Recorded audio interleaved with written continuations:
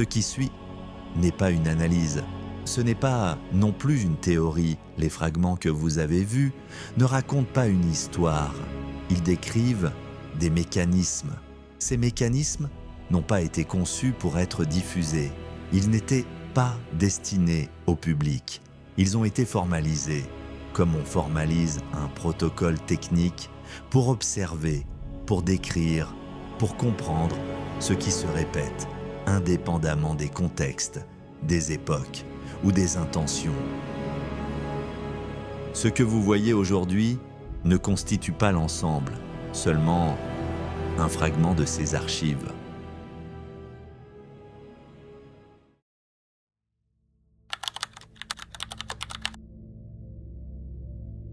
Les protocoles ne décrivent pas des événements, ils ne désignent pas des responsables, ils ne donnent pas d'instructions, ils décrivent des comportements humains lorsqu'ils sont soumis à certaines conditions. Ils ont été formalisés lorsqu'il est devenu évident que les mêmes réactions apparaissaient toujours dans les mêmes situations, peu importe le système, peu importe l'intention initiale, peu importe le contexte culturel. Normalité, silence collectif, conformité invisible, obéissance passive, responsabilité diluée, décision différée, soumission volontaire, stabilité prioritaire. Ces termes ne sont pas des jugements, ce sont des descripteurs.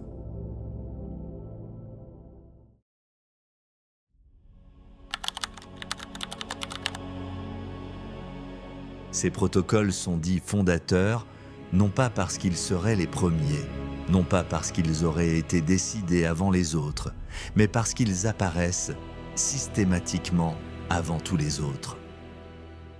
Avant les structures visibles, avant les règles formalisées, avant les décisions assumées, avant même que le système ne prenne forme. Ils ne dépendent pas d'une organisation précise. Ils ne sont pas liés à une autorité identifiable. Ils n'ont pas besoin d'un centre ni d'un commandement. Ils émergent lentement lorsque des individus placés dans des conditions similaires réagissent de la même manière, aux mêmes contraintes, aux mêmes limites, aux mêmes incertitudes. Ils ne sont pas imposés, ils s'installent, ils ne sont pas décidés, ils se répètent. Un ensemble de réponses communes, prévisibles, partagées, sur lesquelles des systèmes entiers peuvent fonctionner sans jamais avoir besoin d'imposer quoi que ce soit, sans jamais avoir besoin d'intervenir directement. Ils constituent alors un socle, une base comportementale, un terrain commun sur lequel les réactions se stabilisent. Lorsqu'un protocole fondateur est actif, tout ce qui vient ensuite se construit autour de lui, tout ce qui vient ensuite devient secondaire, accessoire, ajustable. Les règles peuvent changer, les discours évoluer, les structures se transformer, les formes se déplacer, les intentions se réécrire.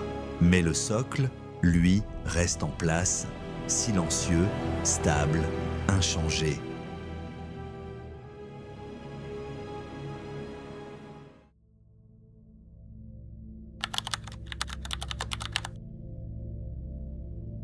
Ces protocoles n'ont pas été stockés comme des manifestes. Ils n'ont jamais été pensés pour être lus d'un seul bloc, ni comme des doctrines. Ils ne proposent aucune vision d'ensemble.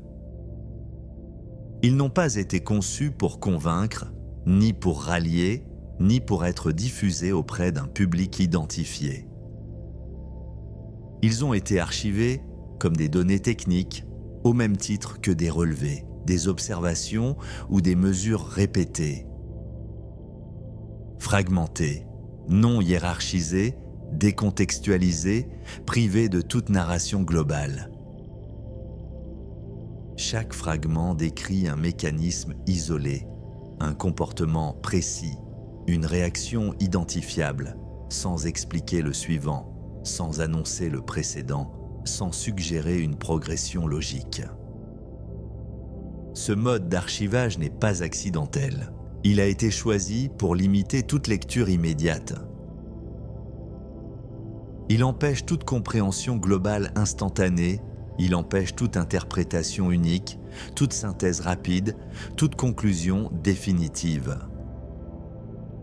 Il empêche également toute réaction frontale, toute opposition directe, toute réponse émotionnelle immédiate. L'archive ne cherche pas à provoquer, elle ne cherche pas à convaincre, elle ne cherche pas à orienter. Elle se contente de consigner ce qui est observé, ce qui se répète, ce qui persiste, ce qui fonctionne.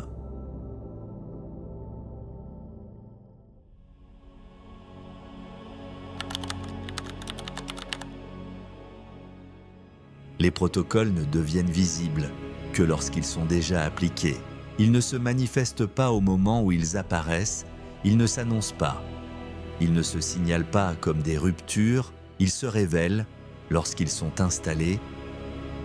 Tant qu'un mécanisme est perçu comme exceptionnel, il attire l'attention, il est questionné, analysé, discuté, il suscite des réactions, des oppositions, des débats visibles.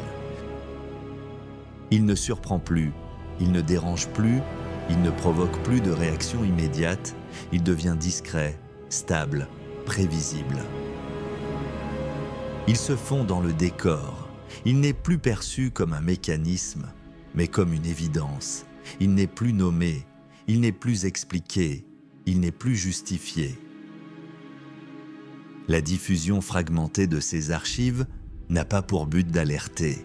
Elle ne cherche pas à provoquer une prise de conscience brutale. Elle ne vise pas la réaction émotionnelle.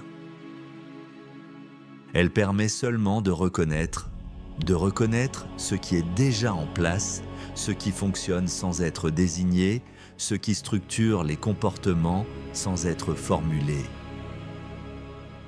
Reconnaître ce qui n'a plus besoin d'être défendu, ce qui n'a plus besoin d'être expliqué, parce qu'il est déjà accepté, parce qu'il est déjà intégré, parce qu'il est déjà considéré comme normal.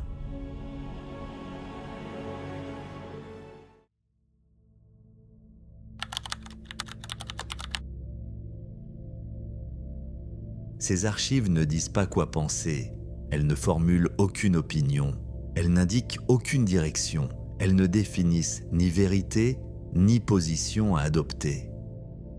Elles ne disent pas quoi faire, elles ne prescrivent aucune action, elles ne proposent aucun chemin à suivre, elles ne donnent ni consigne, ni procédure, elles ne proposent aucune solution, elles n'apportent aucune réponse, elles ne prétendent pas résoudre ce qu'elles décrivent, elles se refusent à intervenir. Elles ne cherchent pas à corriger, elles ne tentent pas d'ajuster, elles ne visent pas l'amélioration. Elles ne modifient rien à ce qu'elles observent. Elles ne cherchent pas à orienter, elles ne tentent pas d'influencer, elles ne déplacent aucun point de vue, elles ne guident pas la lecture. Ce mode d'archivage n'est pas accidentel. Il a été choisi pour limiter toute lecture immédiate. Elle consigne ce qui est observé, ce qui se répète, ce qui persiste dans le temps, sans hiérarchie, sans préférence. Elle laisse intact ce qui doit rester intact. Elle ne modifie pas l'objet observé. Elle n'altère pas le mécanisme. Elle se retire. Un protocole n'est ni bon ni mauvais. Il n'est pas moral. Il n'est pas idéologique. Il ne porte aucune intention. Il est efficace ou il cesse de l'être. Il fonctionne ou il est remplacé, sans débat, sans transition. Et lorsqu'il cesse de fonctionner, il est simplement remplacé, sans annonce, sans justification, sans rupture visible.